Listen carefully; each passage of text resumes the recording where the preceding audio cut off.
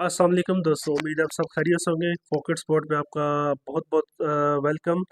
आखिरकार FIFA world cup का सबसे बड़ा मुकाबला अपने अंजाम को पहुंचा और फुटबॉल की दुनिया को मिल गया एक नया चैंपियन। स्पेन ने अर्जेंटीना को 1-0 से हराकर फीफा वर्ल्ड कप 2026 का मुकाबला जीत लिया। एक तरफ मेसी और अर्जेंटीना अपने वर्ल्ड कप टाइटल डिफेंड करने के लिए मैदान में उतरे, जबकि दूसरी तरफ स्पेन अपनी यंग एनर्जेटिक और अटैकिंग साइड लेकर मैदान में उतरा कि वो इस टूर्नामेंट की सबसे बेस्ट और सबसे तगड़ी साइड है। लेकिन इस फाइनल में ऐसा क्या हुआ कि अर्जेंटीना कोई गोल न कर सका और स्पेन ने एक गोल किया। मेसी को किस तरह रोका गया या मेसी ऑफ द कलर क्यों नजर आए? स्पेन की ऐसी कौन सी विनिंग कम्बिनेशन थी और स्पेन के ऐसे कौन से प्लेयर्स थे जिन्होंने हिस्ट्री क्रिएट करने में बहुत अहम रोल अदा किया? आज की वीडियो हम बात करेंगे ग्रैंड वर्ल्ड कप का final, complete match analysis analysis and की मोमेंट, टेक्टिकल मोमेंट्स और प्लेयर परफॉर्मेंसेस यासिर भाई के साथ। तो अब बात करते हैं यासिर भाई से। Mushtaba, thank you so much for inviting me. भाई मैं तो सैड हूँ। पहली बात, मेरी टीम नहीं जीत पाई, but well deserved to Spain, और they deserve to be the champions. बहुत अच्छा खेले वो, और ट्रूली ट्रू स्पिरिट में जिसे कहते हैं वो जीते हैं वर्ल्ड कप को। और no one was noticing them, if you ask me. मैं फुटबॉल का रेगुलर वॉचर हूँ। बेल्जियम तक भाई, I didn't bother about Spain.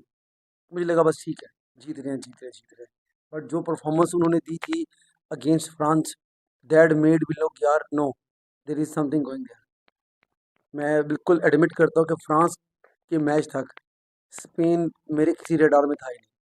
Being Argentina supporter I was कि यार ठीक है, पहुँच के इसके बाद ये आएगा तो ये हो जाएगा, वो आएगा तो ये हो जाएगा, जैसे हम प्रिडिक्ट कर रहे होते हैं माइंड में, या हम अपनी कैलकुलेशन या टेक्निकल चीज़ें देख रहे होते हैं।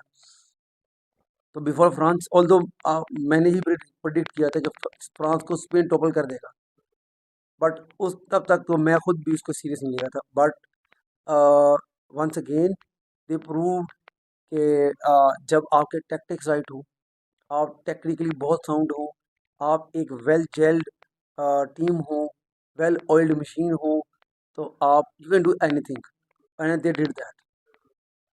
ठीक है, टेक्निकली बात कर लेंगे पहले, लेकिन मुझे लगता है कि हम सबसे पहले नज़र डालेंगे दोनों टीम्स पे, कैसे सेटअप हुए, एक टीम की क्या अप्रोच थी, दूसरी टीम की क्या अप्रोच थी।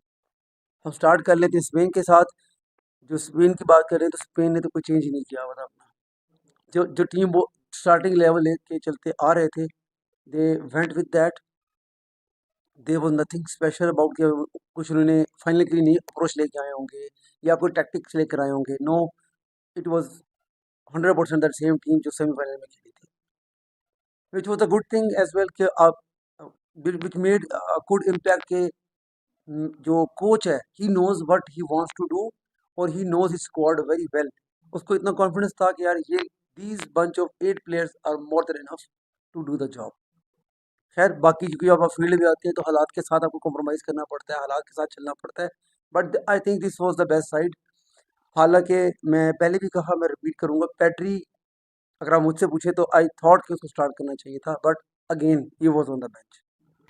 Ferran Torres, who prove to be the winner, वो भी बेंच पे था, इम्पैक्ट प्लेयर रहा है। ही शोड अगेन, चाहे वो बेंच पे है, but he was the integral part of the team. तो and looking at the match, first half made it clear पूरे मैच का टेम्पो क्या रहेगा। खैर, हम थोड़ा डाइवर्ट नहीं होते, हम टेक्निकल एनालिसिस पे ही आएंगे। हम अर्जेंटीना की टीम को देखते हैं, उन्होंने दो चेंजेस किए थे जो कि अंडरस्टैंडेबल भी थे, बट मुझे लगता है कि उनको शायद थोड़ा बेहतर तरीके से इस्तेमाल भी किया जा सकता था। राइट साइड पे उन्होंने डिपॉल को ऐड किया। क्यों ऐड किया? कि डिपॉल ट्रैक बैक करेगा और फुल बैक को हेल्प करेगा। लेफ्ट साइड पे उन्होंने गोंजालेस को खिलवा दिया। पहले गोंजालेस नहीं स्टार्ट कर रहा था, बेंच से आ रहा था, डिपॉल बेंच से आ रहा था। इस मैच के लिए स्पेशल उन्होंने किया क्योंकि उनको पता था दोनों विंग्स स्ट्रॉन्ग हैं, हम उनको विंग से गेम नहीं करने देंगे, सेंट्रल हम देख लेंगे। खैर, it was understandable, but it was too negative, too negative इतने बड़े कंट्री के लिए, कि इवेंचुअली जो हुआ वो आप सब देख चुके हैं। आई डोंट थिंक सो उसको रिपीट करना है कि क्या हुआ क्या नहीं हुआ। हाँ, हम अपना एनालिसिस ज़रूर देंगे।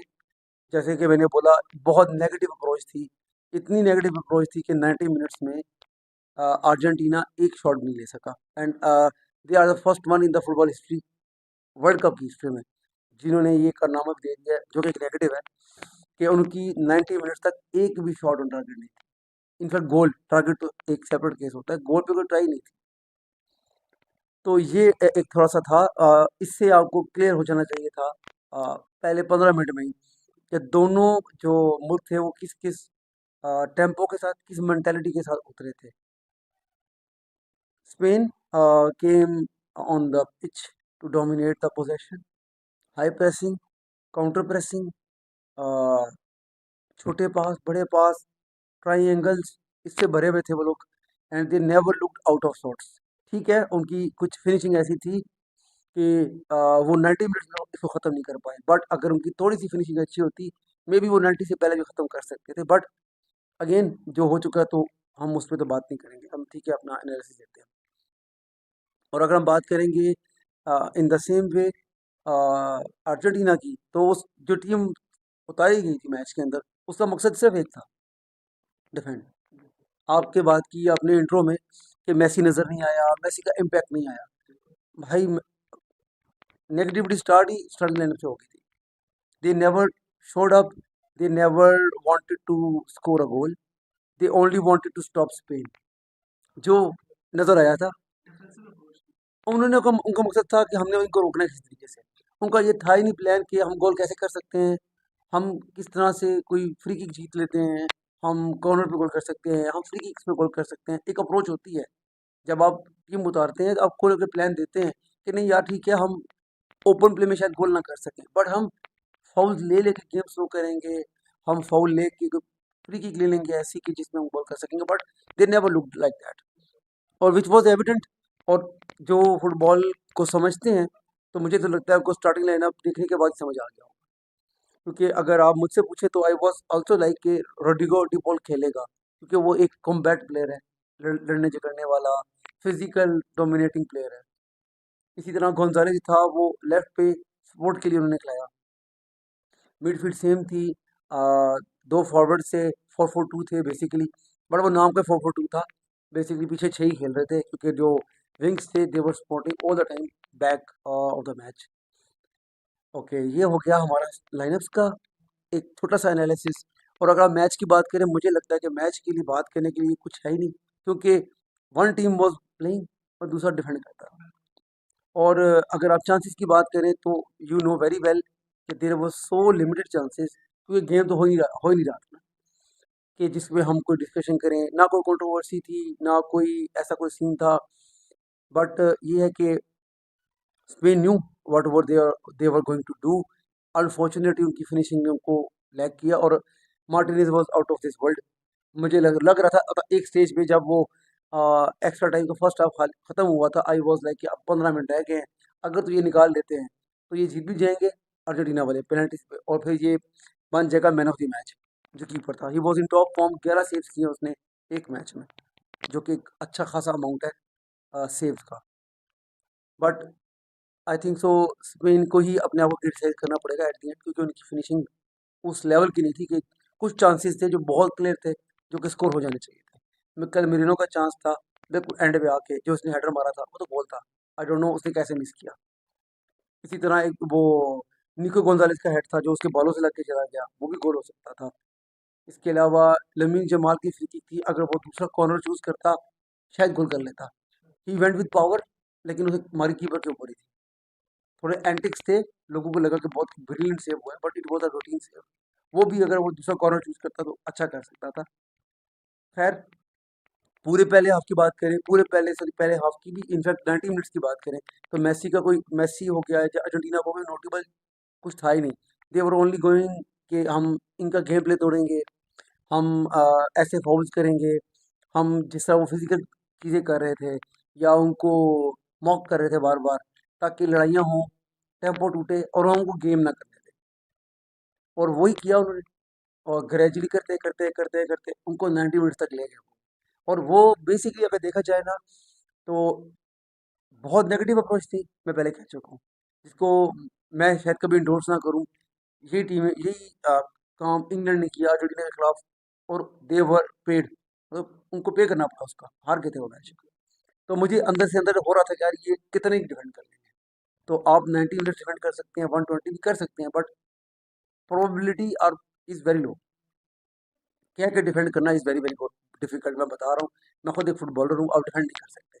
हाँ, अगर कोई आउटलेट हो आपके पास, आपका कोई बैकअप प्लान हो, आप दूसरी टीम को काउंटर प्रेस करके बॉल ले लें, टाइम वेस्ट करते रहें, that is a possibility. But they were too negative. खैर, nonetheless they went to 90 minutes, और मुझे लग रहा था कि ये पहली जीत थी अर्जेंटीना की, और स्पेन को अंदर ही अंदर हो रहा होगा भाई क्या होने वाला है, क्योंकि गट फीलिंग आ जाती है आपको जब हर चीज़ आपके अगेंस्ट जा रही हो। आप इतना टॉप खेल रहे हैं, 68% पोजीशन है आपके पास, सारे चांसेस आपके पास हैं, अपने ओपोनेंट को आपने शट आउट दिया हुआ है, आप उसको हिलने भी नहीं दे रहे, लिटरली जकड़ा हुआ है आपने, और आप गोल नहीं कर पा रहे। तो जो फुटबॉलिंग माइंड है ना, they start to process something is going on भाई, आज कुछ हो जाएगा, और वो होगा जो हम नहीं चाहते थे। Okay, moving on to the extra time, उसमें एंजो फर्नांडिस को रेड कार्ड हो गया, जो कि बिल्कुल ठीक था, इसमें कोई शक नहीं है, कोई दो राय नहीं है कि वो रेड कार्ड था या नहीं था, no question about it at all. वो रेड कार्ड बिल्कुल ठीक हुआ था, बट उसका बहुत इम्पैक्ट आया। इम्पैक्ट ये आया not on the ground, it was in the mind. Mentally जो टीम पहले 10 से ही 11 से ही सफ़र कर रही है, 10 से डबल सफ़र करेगी। और एंजो फर्नांडिस कोई आम प्लेयर भी नहीं था, is a good international world class player है वो। जब वो गया, एक मेंटल बैरियर और बन गया होगा, डेफिनेटली बना होगा। और मैंने जो बात नोट की थी, और जब मैं मैच देख रहा था तो अपने दोस्तों को मैंने बोला कि जो स्कलोनी था, चेंजेस बहुत जल्दी जल्दी कर रहा था। अगर आप उसका सब्स देखें, पहली तो सब उसने जो की थी वो इंजरी हो गई थी डिफेंडर को, तो वो एक हम उसको निकाल देते हैं। सेकंड चेंज उसने 52 मिनट में कर दी थी, एंड आई वाज लाइक यार चेंजेस क्यों कर रहा है। तीसरी चेंज भी उसने आई थिंक सो कि 80 से पहले पहले मिनट में कर दी थी, और मुझे लगा था वो लेट करेगा, पर उसने बहुत जल्दी जल्दी चेंजेस की थी, विच शोड कि he is out of ideas. उसको अब समझ नहीं आ रहा मैं करूँ क्या। ही वॉज क्लूलेस, अगर मेरी असेसमेंट देखें तो। अगर आप उस मैच को दोबारा देखेंगे आपको आइडिया होगा, उसको समझ ही नहीं आ रहा वो कर क्या रहा है। फॉरवर्ड निकाल रहा है, डिफेंडर डाल रहा है, डिफेंडर निकाल रहा है, फॉरवर्ड डाल रहा है। तो it was sort of messy चीज़ थी कि जो हो रहा था। ऑब्वियसली मैंने तो पहले बताया था, एक हम टीम उतारते हैं किसी मकसद से, फिर हम पिच पे जाके असेस करते हैं कि जो हमने सोचा था वो हो रहा है या नहीं हो रहा। ऑब्वियसली इन्होंने जो स्टार्टिंग लाइनअप डाला था वो किसी एक एजेंडा के तहत उतारा था, but I think so Spain were outbeating them in every corner, हर तरह से उनको आउटबिट कर रहे थे, तो वो उनको मैच ही नहीं कर पा रहे थे। इसमें इम्पोर्टेंट बात जो, it's not an excuse, international level पे आप एक्सक्यूज नहीं दे सकते, बट मैंने आपको स्टार्ट में हम बता चुके हैं एज डिफरेंस जो दोनों स्क्वाड में था। अगर आप मुझसे पूछेंगे, that played a huge role, क्योंकि एक टीम जिसकी एज एवरेज एज 23 साल है, और वो कम्पीट करे 33 साल के लड़कों से या मर्दों से, तो कंपैरिजन नहीं है। आप चाहे मेसी हैं, आप चाहे कोई भी वर्ल्ड क्लास प्लेयर है, 10 साल का गैप यू कांट कवर। ठीक है, छोटा प्लेयर, एज में छोटा प्लेयर, अगर 39,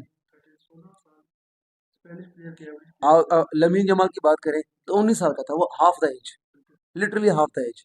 तो इसी तरह बाकी प्लेयर्स की बात करें, मैं आपको पौ कुबारसी की बात कर चुका हूँ, ही इज 19, जितना वर्ल्ड क्लास खेला, जिसको अवार्ड भी मिला है young player of the tournament का, तो he deserved it, no doubt about that.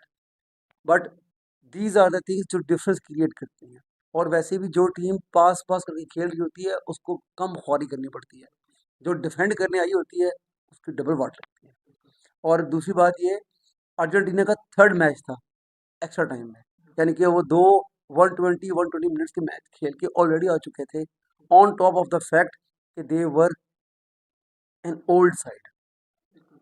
I am not going to say this is an excuse, मैं पहले कह चुका हूँ, this is not an excuse, but this difference showed on the pitch.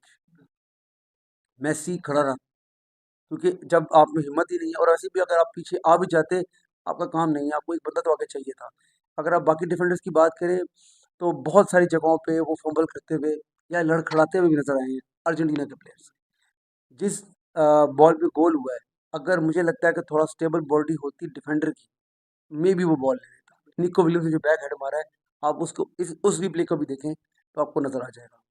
और इसमें referee की गलती नहीं है, बट अर्जेंटीना के players were going down too easily. हल्का सा टच होता था वो नीचे गिर जाते थे फाउल लेने के लिए। ऑल दो it's a tactical decision, but मैं इसको रिलेट कर रहा हूँ उनकी फटीक के साथ, क्योंकि वो फटीक भी थे और ये चीज़ें क्लियरली नजर आई। अच्छा, टॉकिंग पॉइंट्स की बात कर लेते हैं। एक तो एंजो फर्नांडिस का रेड कार्ड हो गया। आई थिंक सो उसमें नथिंग टू से मच कि कोई दो नंबरी हुई है। No, it was clear cut yellow card, साफ येलो कार्ड था, और yellow plus yellow is a red card, and that's what fair and square. दूसरा पॉइंट आया जब निको विलियम्स का पहला गोल डिसअलाउ हुआ था,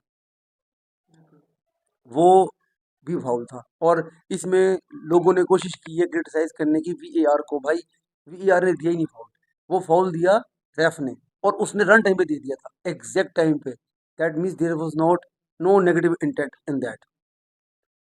ठीक है। उसके बाद दूसरा टॉकिंग पॉइंट आया जब फरहान टोरेस ने 2-0 कर दिया था, वो ऑफ साइड हो गया। अच्छा, उसमें हम लोग मैच देख रहे थे, मैंने बताया मेरे सारे जो दोस्त थे ना, वो they were against Argentina and they were supporting Spain. उन्होंने जब रिप्ले नहीं दिखाया, स्टार्ट में अगर याद हो तो जैसे ही गोल रूल आउट हुआ रिप्ले नहीं दिखाया, तो मेरे जो जितने लोग बैठे हुए कह रहे लो जी, फिर 2 नंबरी हो गई है।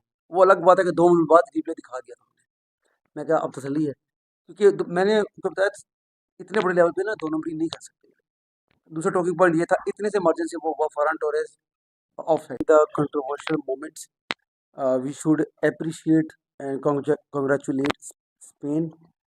टू डिजर्व्ड विनर्स हैं, नो डाउट, इसमें तो कोई शक नहीं है। उन्होंने पहले रोनाल्डो को आउट क्लास किया, फिर एम्बाप्पे की टीम को आउट क्लास किया, नाउ मेसी की टीम को भी आउट क्लास किया। फेरान टोरेस का गोल जितने 106 मिनट में आया था, वो विनर साबित हुआ। फरहान टोरेस की भी अपनी ही स्टोरी है। वो बेसिकली एक फ्लॉप प्लेयर है, फ्लॉप इन द सेंस कि कंसिस्टेंट नहीं है। तो उसके लिए पर्सनली भी एक लैंडमार्क गोल रहा कि ऐसा प्लेयर जिसके ऊपर बहुत सारे डाउट्स थे, उसने उनको किल करते हुए अपने आप को ऊपर उठाया और गोल किया विनर। इस तरह जी स्पेन जो है वो सेकंड टाइम अपनी हिस्ट्री में वर्ल्ड कप जीता। लास्ट जीते थे ये लोग 2010 में। और इस दफ़ा की यूनिकनेस बात यह है कि इस दफ़ा इन्होंने सिर्फ एक गोल खाया पूरे टूर्नामेंट में, और ये वर्ल्ड कप की हिस्ट्री का बेस्ट डिफेंसिव रिकॉर्ड है। इसके अलावा कोई नहीं है। पहले दो एक वर्ल्ड कप था ब्राज़ील का, जिसमें उन्होंने 2 खाए थे। मुझे वो वर्ल्ड कप तो याद नहीं, बट रिकॉर्ड्स में यही था जो वो सबसे अच्छा डिफेंसिव रिकॉर्ड था किसी भी चैंपियन का। नाउ ये रिकॉर्ड भी स्पेन के पास चला गया। क्योंकि अब स्पेन विनर है, तो हम एक काम करते हैं, जो स्पेन के टॉप परफॉर्मर रहे हैं, हम थोड़ी सी उनके बारे में बात कर लेते हैं। पाओ कुबारसी, 19 साल का बच्चा, जिसको young player of the tournament का अवार्ड भी मिला। टेक्निकली 7 मैचों में से 6 मैचों में क्लीन शीट्स रखी हैं, और एक बहुत बड़ी अचीवमेंट है। उसकी पासिंग रेंज और उसका ये अवार्ड विन करना ही बेसिकली इटसेल्फ ही एक उसकी एक अवार्ड है। उसकी एक रिकग्निशन है कि वो किस लेवल का प्लेयर है। उसके अलावा मुझे लगता है हमें बात करनी चाहिए रोड्री के बारे में, जो कि गोल्डन बॉल विनर साबित हुए, जिन्होंने इससे पहले 2 साल पहले बॉलन डोर जीता सिटी की तरफ से खेलते हुए।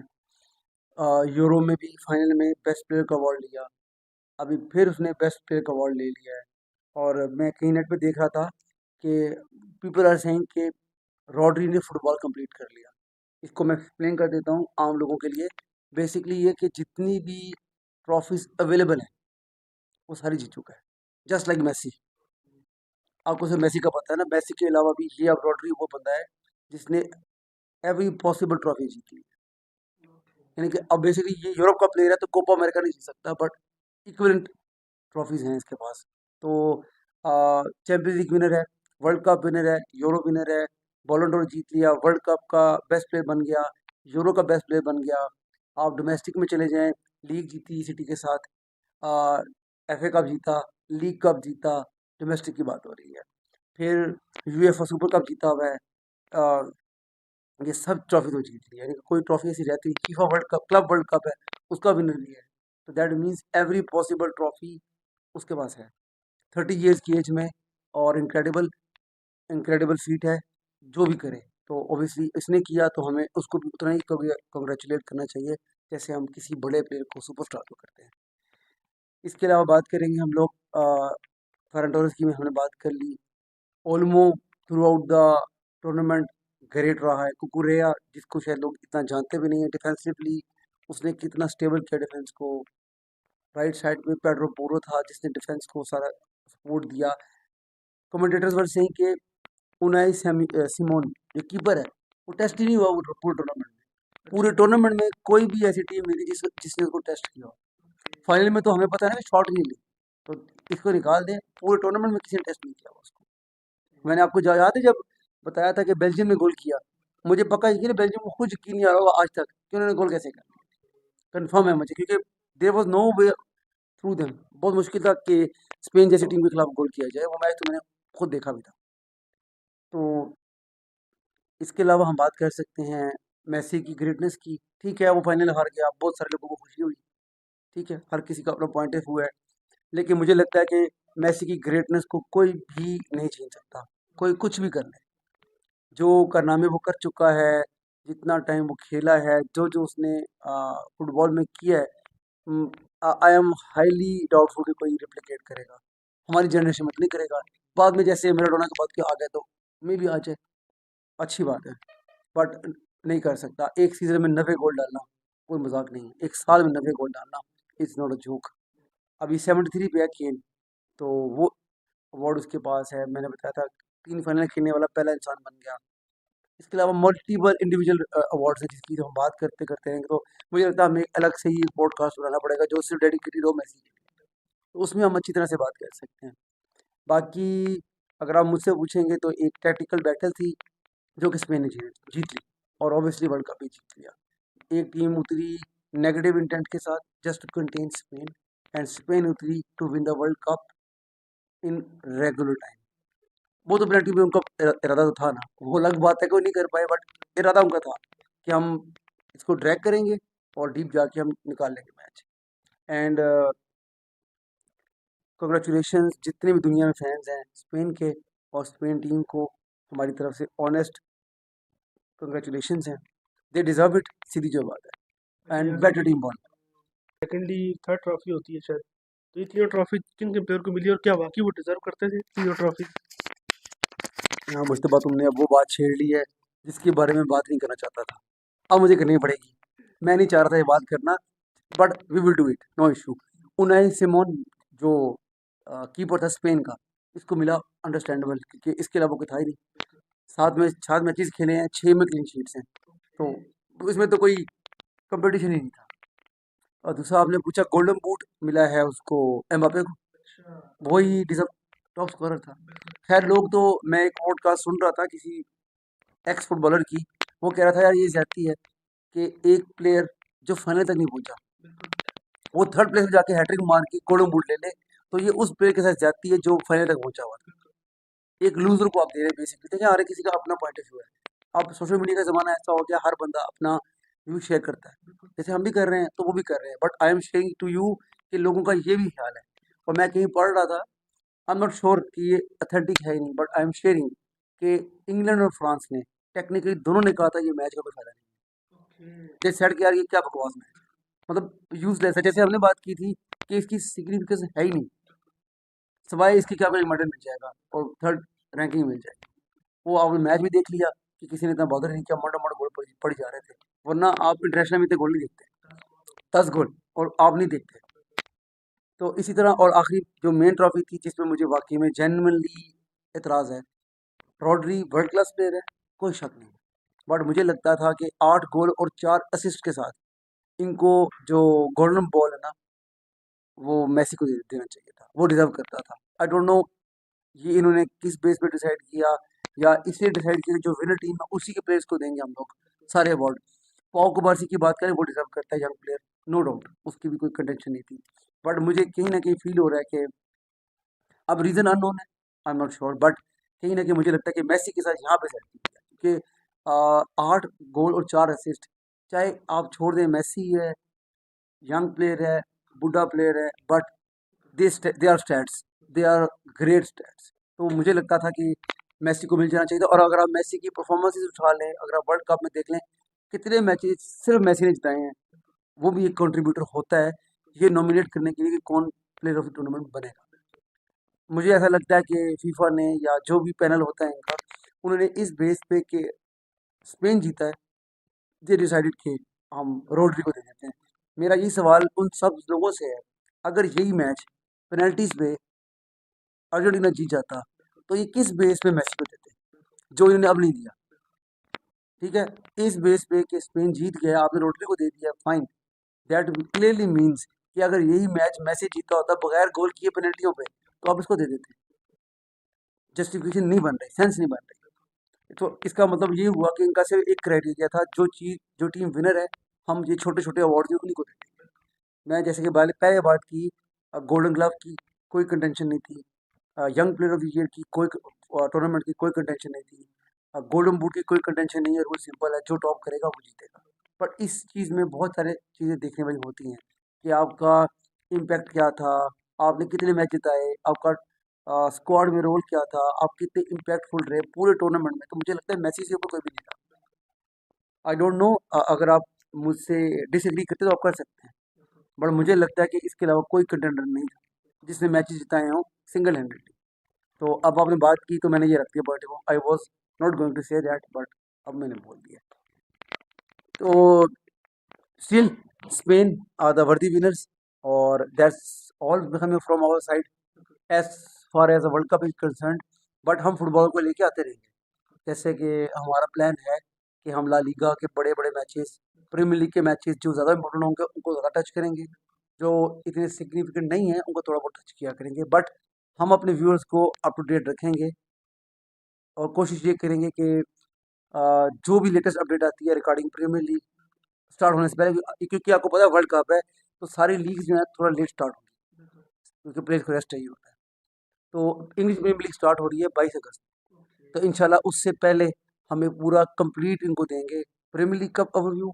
फिर हम मैच डे 1 जो होता है जिसमें सब टीम्स खेलती हैं उसका एक प्रीव्यू दे देंगे कि क्या क्या हो सकता है इसमें। तो स्टे ट्यून्ड, वर्ल्ड कप ख़त्म हुआ है, हम इधर ही हैं, हम आपके साथ रहेंगे। फुटबॉल का जितना हम नॉलेज आपको देख सकते हो हम वो भी देंगे, और एक प्लान करेंगे कि हम इन रूल्स के हवाले से भी, जो बड़े बड़े रूल्स हैं, हम उसकी भी वीडियो बना के लगा दें, ताकि जो लोग हैं वो एजुकेट हो सकें। So that's all from my side for the world cup. तो मुश्तबा साहब के साथ हम दोबारा भी आएंगे, अभी प्रीमियर लीग स्टार्ट हो जाए इंशाल्लाह। सो टेक केयर, अल्लाह हाफिज़। सो मच यासिर भाई फॉर योर काइंड गेस्चर। और होप सो गाइस आपने हमारे जो पॉडकास्ट हैं वो एंजॉय किए होंगे। अपनी कीमती राय से हमें लाजमी आगाह करिएगा। इंशाल्लाह हम इसके बाद जो लीग्स होंगी उनको भी हम कवर करेंगे और कंप्लीट इंशाल्लाह उनके भी पॉडकास्ट किया करेंगे। तो अपना बहुत सारा ख्याल रखिए, और टूटे दिलों के साथ अर्जेंटीना की शिकस्त के साथ अल्लाह हाफिज़।